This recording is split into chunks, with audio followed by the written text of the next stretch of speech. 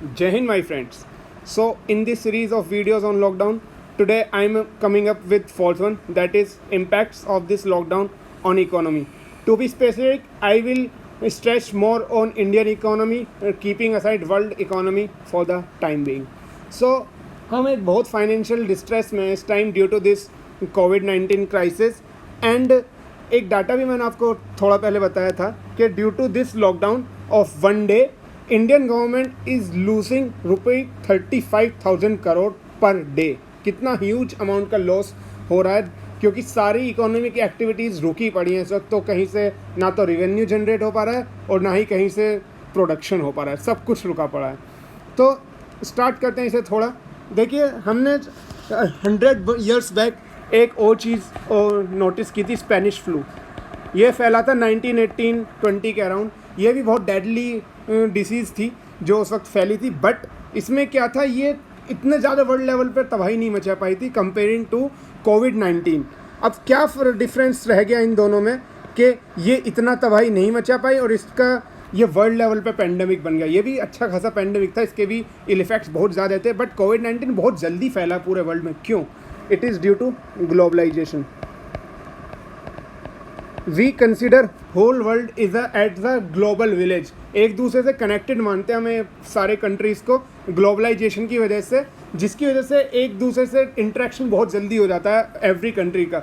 अब इसकी वजह से हुआ क्या, आपका लोकस था इस कोविड-19 का वुहान इसका लोकस था. It started there and it transmitted to other parts of the world in a very timely manner. इतना टाइम नहीं लगा इसे, ये बहुत रैपिडली ट्रांसमिट हो गया other parts of the world में भी. क्यों? क्योंकि पूरा वर्ल्ड एक दूसरे से बहुत ईजिली कनेक्टेड है ड्यू टू ग्लोबलाइजेशन. तो ग्लोबलाइजेशन की वजह से हम बोल सकते हैं कि ये सब हुआ. लेकिन अब क्या हो रहा है इसकी वजह से, ये अभी तक मैं बात करा आपसे BC की, दैट इज़ बिफोर कोरोना. अब मैं बात कर रहा हूँ आपसे कि अब क्या चल रहा है और आने वाले समय में क्या होने वाला है. Globalisation is converting into glocalisation. अब ये क्या होता है?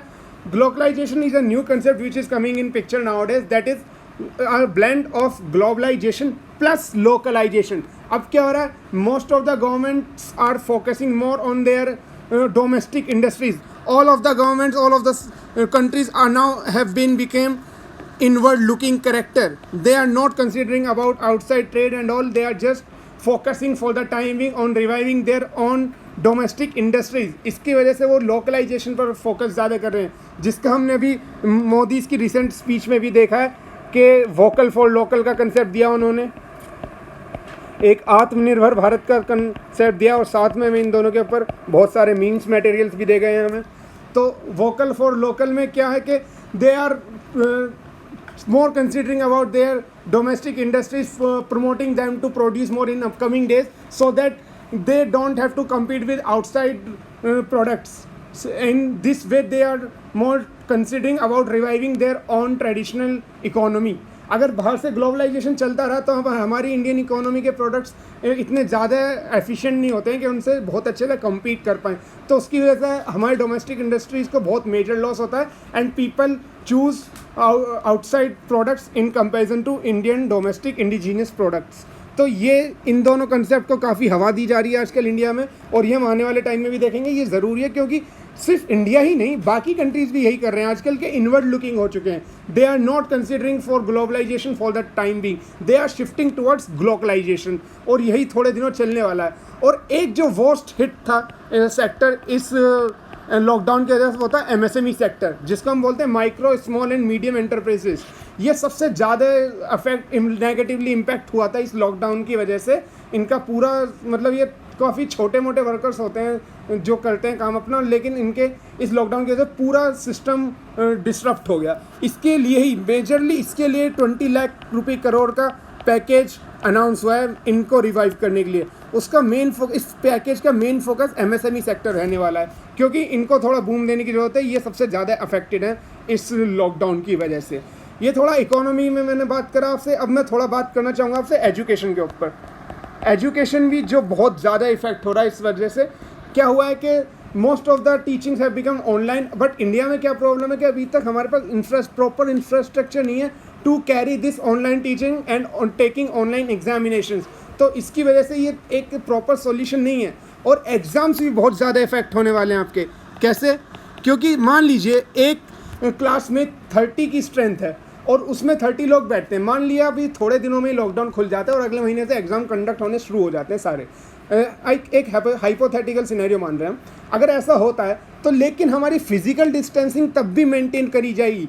The place where you are accommodating 30 students, now you can't accommodate more than 10 at that same place because you have to maintain proper physical distancing at that place।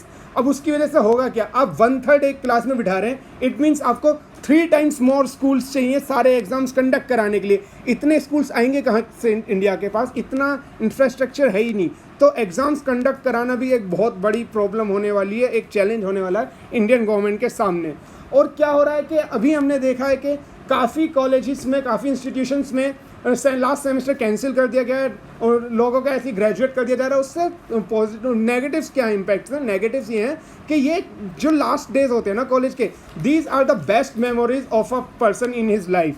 ये जो मतलब वो अपने साथ के स्टूडेंट्स के साथ, अपने फ्रेंड्स के साथ स्पेंड करता है लास्ट के फ्यू डेज़, वो मतलब कितनी मेमोरीज बनती हैं। वो अपने फ़ोटोशूट्स वगैरह होते हैं, उनके फेयरवेल्स वगैरह होती हैं, कॉन्वोकेशंस होते हैं। These are something which imbibes in your memory for a very long time. And nowadays students and members of that community are missing this thing. ये बहुत ज़्यादा मिस करने वाले हैं लोग आने वाले टाइम में भी, क्योंकि ये एक बहुत मेजर पार्ट होता है आपकी मेमोरी का, which you cherish for a long time. ये थोड़े नेगेटिव इम्पैक्ट हैं आपके इकोनॉमिक पर्सपेक्टिव में और एजुकेशन पर्सपेक्टिव में। और इससे डील करने के लिए, इकोनॉमी को रिवाइव करने के लिए इंडियन गवर्नमेंट एक कंसेप्ट दी है अभी, जिसे रिस्टार्ट बोलते हैं। It stand for rebooting your economy via science, technology and research translations. Science and technology का मेजर यूज़ करके Indian government is thinking about reviving their in economy. अब ये भी एक बहुत बड़ा चैलेंज होने वाला है कि कैसे इसे फॉरवर्ड करते हैं, क्योंकि इंडियन इकोनॉमी इस वक्त बहुत ज़्यादा डिस्ट्रेस में, and to dealing with it in a better way, it is the most difficult challenge in front of our Indian government. So with fingers crossed I want to finish this video.